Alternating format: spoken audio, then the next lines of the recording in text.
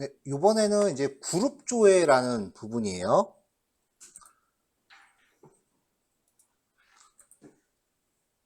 자, 기본 데이터 조회 구문에서 이제 마지막 부분이라고 할 수 있는데요. 그룹 바이라고 하는 구절이에요. 그룹 바이. 기준 컬럼들을 이제 필요한 만큼 나열을 해요. 기준 컬럼의 값이 같은 데이터끼리 하나의 그룹으로 묶어요. 그룹 바이절은 별칭을 쓸 수 있고요. 기준 컬럼 값이 여러 개인 경우 첫 번째 기준으로 그룹핑을 하고 두 번째 컬럼에서 다시 그룹을 또 나눠요. 예를 들면은 학과로 그룹을 하고 같은 학과 안에서 학년별로 다시 묶어라. 이런 식이 되는 거죠. 웨얼절은 그룹핑 전에 데이터를 필터링 할 때 사용을 해요. 그 다음에 마지막이 중요한데 그룹 바이절에 명시한 컬럼은 셀렉트절에서 쓸 수 있어요. 여기에 명시한 컬럼은 셀렉트에서 그냥 쓸 수 있어요. 근데 그룹 바이절에 명시하지 않은 컬럼은 반드시 집계함수를 적용해야만 쓸 수 있어요. 이거 특히 신경을 좀 많이 쓰셔야 돼요. 왜냐하면 지금 우리가 마리아DB를 쓰고 있기 때문에 좀 더 신경을 써야 돼요. 자, Select Department ID Name from Professor 라고 하면 지금 그냥 조회를 해보면은 101번 학과, 102번 학과, 201번 학과 뭐 중간에 아래쪽에 생략이 좀 됐지만 이런 식으로 나올 때 학과 번호가 똑같은 것끼리 묶어버린단 말이에요. 하나로. 그러면 나머지 이름은 어떻게 해요? 자, 기본적으로 그룹 바이절에 명시하지 않은 컬럼이 그냥 사용이 되면은 디파트먼트 아이디를 기준으로 그룹핑을 하지만 네임은 학과 교수마다 다 다르잖아요. 그렇죠? 그래서 어떤 이름을 보여줄지 DBMS가 판단할 수 없기 때문에 오류가 발생 혹은 예측 불가능한 결과가 떨어져요. 그래서 그룹 바이저를 쓸 때는 그룹별 대표값을 집계함수로 정해줘야 돼요. 이 말을 바꿔 얘기하면은 그룹 바이저에 명시되지 않은 모든 컬럼에 집계함수를 적용을 해야 돼요. 안 그러면은 이런 식으로 에러가 나요. 자, 네임 컬럼이 이제 그룹 바이에 포함되지 않았다라는 식으로 에러 메시지가 나죠. 자, 이게 정상이거든요. 대부분의 DBMS가 이렇게 처리하면 이렇게 에러로 나는데 지금 우리가 쓰고 있는 마리아DB 버전은 그룹 바이로 지정하지 않은 컬럼은 그냥 가장 첫 번째 값을 가져오고 에러가 발생을 안 해요. 이거는 일반적인 경우가 아니니까 이거를 에러 상태로 기억을 하셔야 돼요. 지금 우리가 하는 거에서 에러가 안 난다고 해서 에러가 아닌 게 아니야. 남들은 이거 다 에러라고 쳐요. 마리아DB도 이 상황을 에러로 처리하려면 그 옵션을 주면 되긴 하는데 뭐 굳이 복잡한 시스템 옵션까지 들먹일 필요는 없을 것 같고요. 이 상황이 에러다라고 인지를 하세요.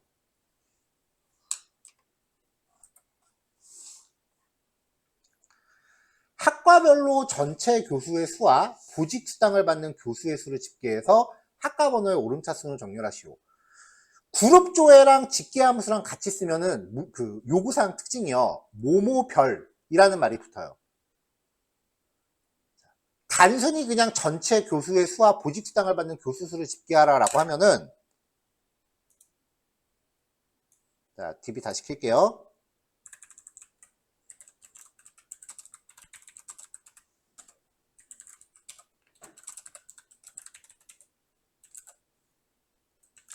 자, select count 전체 그 다음에 또 count 수당 from professors 라고 하면은 전체 교수의 수는 30명인데 수당을 받는 교수는 13명이라고 떠요. 여기서 이게 가능한 이유가 널 값은 제외하고 집계한다 그랬죠. 그러니까 수당의 데이터가 있는 것들만 집계를 한단 말이에요. 집계 함수는 이런 식으로 항상 한 줄만 나온다 그랬죠. 근데 그룹 바이절이 포함되면 모모별이라는 옵션이 추가되니까 학과별로 집계를 다시 하는 거예요. 자, 그래서 그룹 바이 디파트먼트 아이디라고 하면은 학과 번호가 같은 것끼리 묶어서 카운트를 하는 거예요. 그래서 101번 학과 데이터는 한 건, 수당받는 사람 0명. 102번 학과는 전체 5명, 수당받는 사람 2명. 201번 학과는 전체 5명, 수당받는 사람 4명. 이런 식으로 집계를 하는 거죠. 일종의 통계 데이터를 내는 거예요.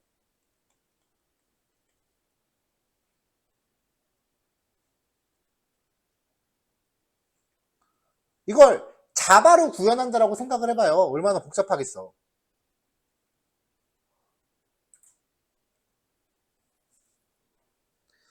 자, 요번엔 학과와 학년별로 전체 학생 수와 평균 키, 평균 몸무게를 학과 순으로 조회하시오. 같은 학과의 경우는 학년 순으로 정렬하래요. 일단 학과 순으로 조회해. 학과 순이니까 학과 순서대로 정렬을 하는데 같은 학과는 학년 순으로 다시 정렬을 하라는 거죠. 자, 일단 학과에 대해서니까 프롬절부터 학생에 대한 정보죠. 학생. 스튜던트고요. 그 다음에 학과별로 묶어놓고 거기서 학년별로 또 나누라는 거니까 그룹 바이에 디파트먼트 아이디를 먼저 걸고요. 그럼 학과 안에서 학년별로 다시 집계를 합니다. 자, 일단은 학과별로 나눠놓고 이 학과 안에서 학년별로 다시 집계를 하는 거예요. 101번 학과의 1학년은 3명, 평균 키 169.3, 평균 몸무게 64.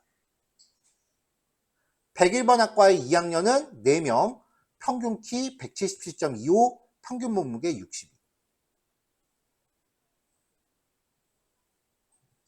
자, 이 상태에서 학과 순으로 정렬하고 그 다음에 같은 학과는 학년 순으로 다시 정렬해라. 학과 순 정렬, 학년 순 정렬 되죠.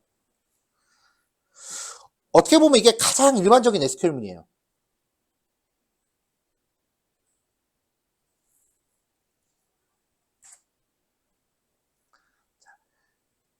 연도별로 입사한 교수 수를 연도 순서대로 조회하시오. 자, 그룹 바이절은 별칭을 쓸 수 있다 그랬어요. 그래서 셀렉트에서 데이트 포맷 입사일을 연도만 뽑습니다. 이거 그냥 이어 하면서 써도 되죠? 자, as 연도. 자, 연도를 그룹 바이절에 넣었으니까 연도가 똑같은 것끼리 묶은 거예요.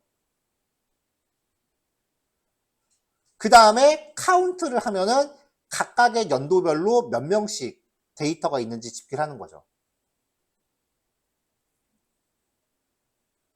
자, 이 상태에서 연도 순으로 정렬해라. 그룹 바이절과 오더 바이절은 별칭을 쓸 수 있다는 거. 2025년에 각 분기마다 몇 명씩 학생이 입학했는지 집계하시오. 자, 일단은 그럼 연도가 2025가 돼야겠죠. 웨얼절은 별칭 쓸 수 없죠. 그래서 데이트 포맷의 입학일 연도가 2025인 거. 이거 이어하면서 써도 되죠?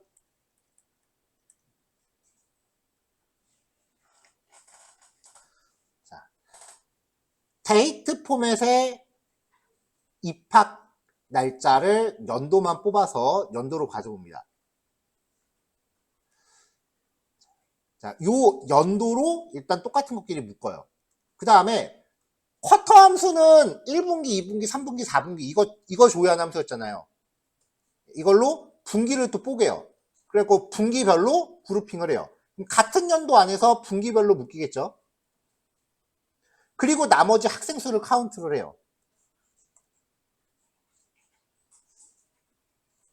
자, 이게 지금 우리 실습 예제상에서 하다 보니까 학생 수, 뭐 교수 수 이러고 있지.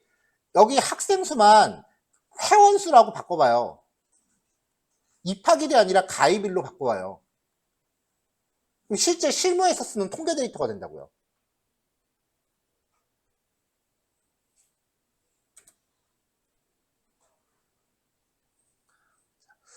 그룹 바이저를 사용할 때 having이라는 절을 같이 쓸 수 있어요. 아까도 얘기했지만 집계 함수는 where절에서 쓸 수 없습니다. count, max, min, sum, avg는 where절에서 죽었다 깨도 못 써요. 에러 나요. 그래서 집계 함수에 대한 검색 조건을 지정해야 되는 경우 having절을 사용해요. having절은 그룹 바이절 없이 쓸 수 없고요. having절에서는 우리가 앞에서 봤었던 비교, 논리, SQL 연산자를 다 쓸 수 있습니다. 학생수가 5명 이하인 학과번호와 학생수가 적은 순으로 조회하시오. 학생수라고 했잖아요. 카운트잖아요. 카운트 결과가 5개 이하인 거.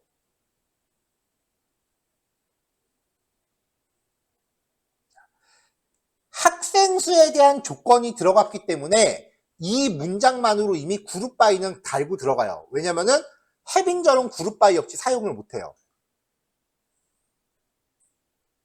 자, from student 걸고요. 학과별로 그룹을 지어요. 왜냐하면 학생 수가 5명 이하인 학과 번호를 조회하라고 했으니까 학과별로 묶어야 될 거 아니에요. 학생 수가 5명 이하인 학과잖아.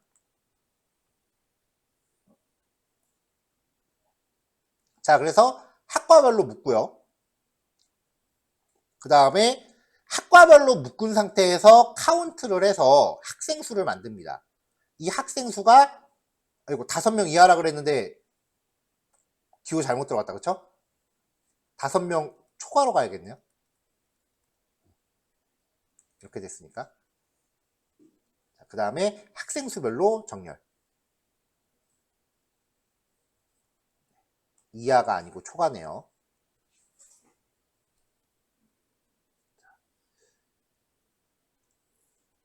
중요합니다.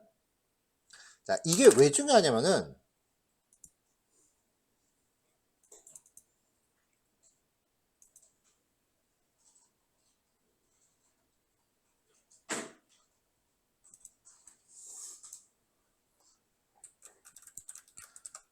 대시보드라고 하는 게 있어요. 대시보드가 뭐냐면은 일종의 통계치를 제공하는 웹페이지예요. 이런 식으로 생긴 거예요.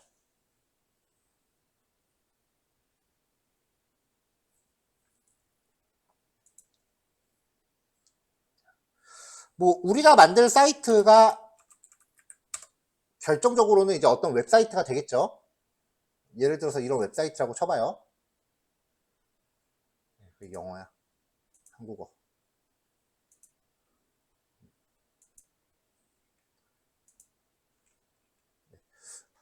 이런 식의 이제 웹사이트라고 치잔 말이에요. 이게 무슨 특허법인 회사인데, 시청에 있는 회사인데 나름 규모가 좀 있더라고요. 자, 이런 웹사이트를 이제 만들게 되면 실제적으로 구현해야 되는 웹사이트는 2개가 돼요. 왜냐면은 여기 보면은 이제 이 회사에 있는 직원들 목록이 이렇게 쭉 있잖아요. 근데 여기에 새로 입사하는 사람도 있을 거고 퇴사하는 사람도 있을 거 아니야. 그럼 그럴 때마다 누군가는 이 페이지를 계속 고쳐야 되죠. 예를 들면 쇼핑몰 같은 거 생각을 해봐요. 쇼핑몰에 보면은 계속 상품이 등록이 되고 그 다음에 다 팔린 상품은 제거가 되죠. 뭐 쿠팡 같은 거 예를 들면 여기 엄청난 많은 상품들이 매일 바뀌면서 올라가잖아요. 그러면 이걸 클릭했을 때 누군가는 이 페이지를 계속해서 만들고 있을 거 아니에요. 상품 개수마다 페이지를 하나씩 만든다? 안 그래요. 실제 웹 개발할 때도 얘기하겠지만 상품 개수가 1개건 1억 개건 간에 페이지는 하나예요. 여기 보이는 내용은 데이터베이스에서 가져오는 거고. 그럼 웹사이트를 만들게 되면 이 웹사이트 같은 경우에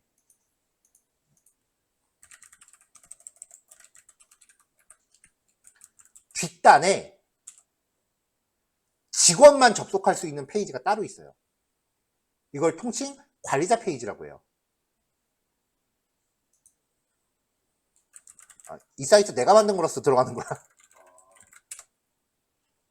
자, 이렇게 들어오면은 웹사이트에 노출되는 각종 정보들을 여기서 입력하면서 처리할 수 있어요. 그러니까 여러분들 지금 블로그 하시잖아요. 뭐 블로그 같은 블로그 쓰면은 그 글 작성하는 페이지가 따로 있죠. 그건 나만 접근하는 거잖아. 딴 사람이 그 페이지 접근하면 안 될 거 아니에요. 그러면 블로그에서 내가 글을 작성했을 때 거기서 작성한 페이지 내용이 게시글로 노출되는 거죠. 똑같은 원리예요. 그래서 여기 구성원 관리라는 메뉴 들어가면은 여기 직원들이 이렇게 등록이 된단 말이에요. 그래서 이 정보를 입력하고 클릭하고 들어가면은 이렇게 입력할 수 있는 항목들이 이렇게 나타난다고요. 여기에다가 뭔가 입력을 다 하고서 마지막에 저장을 하면은 이 컨텐츠가 웹사이트에 노출이 되는 거죠. 자, 이런 식으로 만들어지는 사이트를 이제 관리자 사이트라고 해요. 화면에 노출되는 컨텐츠를 이렇게 다 설정을 하는 거예요. 예를 들면 메인 페이지에 동영상이 나오는데 그 동영상도 여기서 이렇게 업로드를 다 하는 거죠.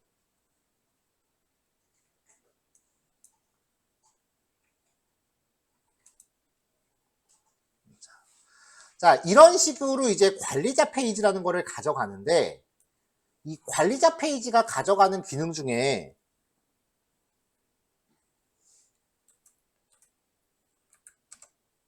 자, 요거는 이제 지난 기수 학생들이 만든 페이지인데요. 이 페이지 뒤편에 이제 관리자 페이지를 다 만들려고 시키지는 못하고, 왜냐면 기간이 짧으니까. 이 페이지는 이제 아까 좀 전에 봤었던 그 페이지에서 발생한 매출, 그 다음에 가입자 수, 인기 제품 탑5, 뭐 이런 식으로 통계치를 낸 거예요. 주간하고 월간 데이터를 볼 수 있게 돼 있죠. 월간은 이렇게 주별로 분기를 했네요. 이런 식으로. 이런 페이지를 대시보드라고 해요. 이런 거 만들 때 그룹 바이절에 들어가서 집계하는 게 한참 들어가요. 자, 이거 보면은 주간 일별 매출 집계니까 이거 그룹 바이 걸어갖고 요일별로 그룹 바이 한 다음에 매출 합계니까 썸을 썼겠죠. 매출 총액이니까. 그룹 바이 해서 요일별로 그룹 바이를 짓고 매출 사용자가 결제한 금액에 대해서 썸 함수를 거는 거라고요. 이런 거를 만들 때는 데이터베이스 그룹 바이 방법이 없어요. 특별히 이걸 더 강조하는 이유가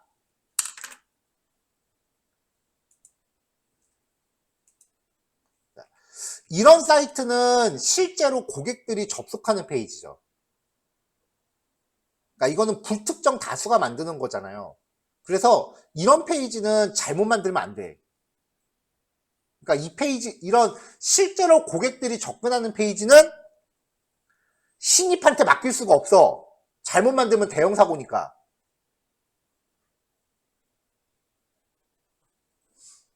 가끔 이제 이런 거를 신입한테 맡겼다. 회사에 제대로 된 선임이 없을 수 있어요.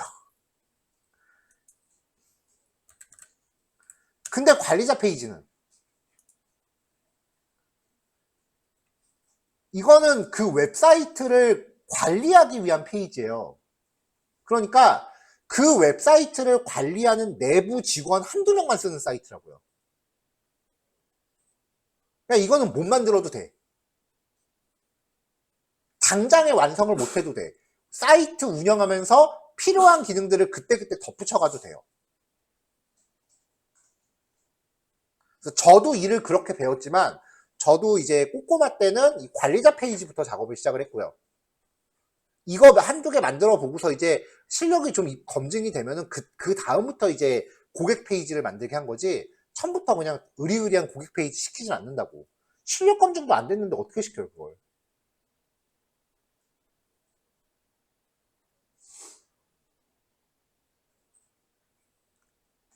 그리고 저도 그래서 신입을 뽑아놓고 나면은 신입 직원은 맨날 요거부터 시켰어요.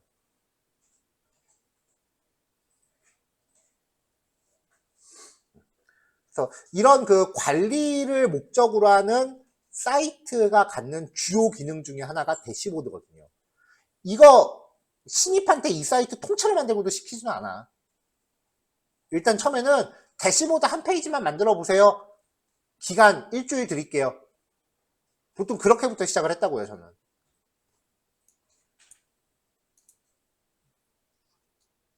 그래서 대시보드를 만들 때 굉장히 중요한 게 이 그룹 바이와 해빙절이에요. 물론 여러분들이 이제 근무하시게 될 회사 성향이 저랑 분명히 다를 거예요. 저랑 똑같진 않겠죠. 근데 만약에 저였다면 제가 여러분들을 채용하는 그 사수의 역할이었다면 저는 무조건 대시보드부터 첫 미션으로 줘요. 굉장히 중요한 퀄이에요.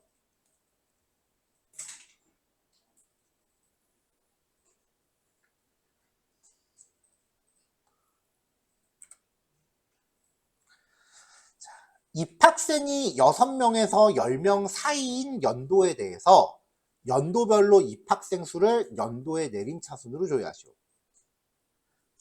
입학생이 6명에서 10명이라 그랬으니까 이건 카운트의 결과죠.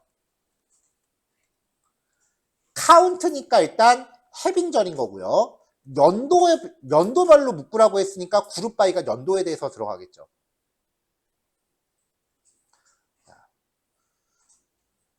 연도별로.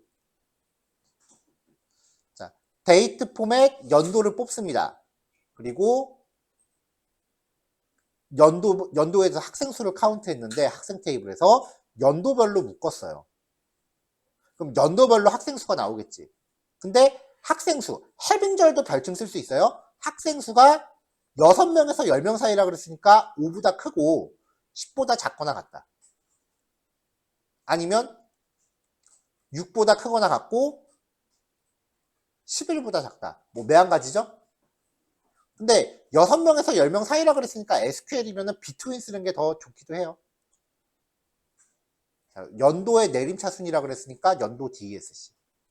이렇게 쭉 2023년에 10명, 2022년에 7명, 2020년에 9명 입학했다.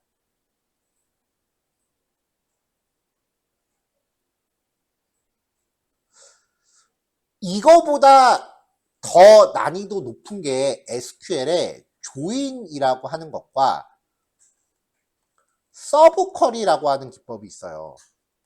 이거는 이제 다음 주 진도로 생각하고 있는데 SQL적인 면모로 보면 이게 난이도가 제일 높은 거긴 한데 실제로 프로그램적인 목적으로 봤을 때는 자바에서 커버 쳐주는 부분이 다소 있기 때문에 조인과 서브 쿼리의 사용 비중이 그렇게 높지는 않아요. 특히 MySQL이나 마리아DB는 웬만하면 조인 쓰지 말라 그래요. 성능 이슈가 좀 있어서. 그거를 감안하면은 실제 실무에서 가장 많이 쓰는 쿼리 중에 가장 난이도 높은 게 이거예요. 그룹 바이와 해빙.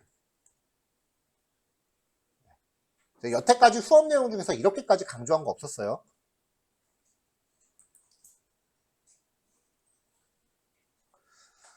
자, 그 다음에 이제 중복행 제거인데요. 디스팅트라고 하는 키워드예요. 사실 이거는 수업에서 안 다루려고 했었거든요. 근데 프로그래머스 문제에 이 키워드 쓰는 문제가 딱 한 문제가 있더라고. 그래갖고 그냥 물며 겨자 먹기로 넣었어요. 얘는 셀렉트 키워드 뒤에 명시하고요. 조회 결과에서 한 단위 중복을 제거합니다. 디스팅트 키워드는 딱 한 번만 쓸 수 있어요. 모든 컬럼 이름 앞에 붙이는 게 아니라 그냥 셀렉트 키워드에 한 번만 명시를 해요. 대체로 값의 종류를 파악하고자 할 때 써요. 자, 교수 직급의 종류를 조회하시오라고 했을 때 프로페설스에서 모든 직급을 조회하면 이렇게 다 나오잖아요. 이 앞에 디스팅트라는 키워드 하나만 딱 놓으면은 중복 제거하고 하나씩만 남긴다고요. 이게 기능이에요. 학과별로 교수의 직급 종류를 조회하시오. 디파트먼트 IG와 직급을 조회하면은 102번 학과 조교수, 102번 학과 조교수, 102번 있는 거 그대로 고지고대로 다 조회를 하죠. 자, 이 상태에서 디스팅트를 딱 앞에 붙이면 한 줄이 완벽하게 일치하는 데이터만 중복을 제거해요. 그러니까 102번 학과의 조교수가 3개, 조교수가 3개였는, 2개네요. 지금 보니까 2개인데 그게 하나로 이제 병합되는 거죠. 한 줄이 완벽하게 똑같은 것만 제거한다. 그게 디스팅트의 기능이에요. 그럼 프로그래머스에서는 이걸 어떻게 가져왔냐? 자, 교수 직급의 종류는 총 몇 개인지 조회하시오. 그러니까 종류가 무엇인지를 하는 게 아니라 종류가 몇 종류인지를 카운트하라는 거예요. 그래서 디스팅트를 적용한 상태를 통째로 카운트를 걸면은 아까 디스팅트 걸었을 때 4종류 나왔죠. 이거를 카운트를 합니다. 이렇게요. 디스팅트 안 쓰고 그룹 바이를 써도 되긴 하는데 간단할 때는 되게 유용해요. 요거 쓰는 문제가 오늘 연구 과제에 하나가 있어요.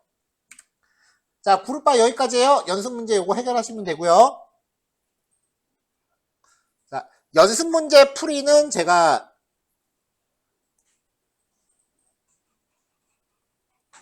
12시 15분까지로 할게요.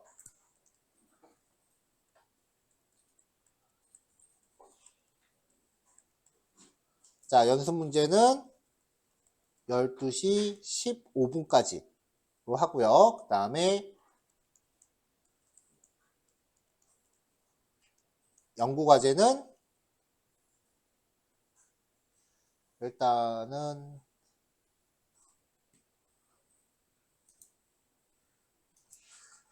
자, 그래서 이렇게 시간 운영할 거니까 이렇게 남은 시간 쓰시면 되겠습니다.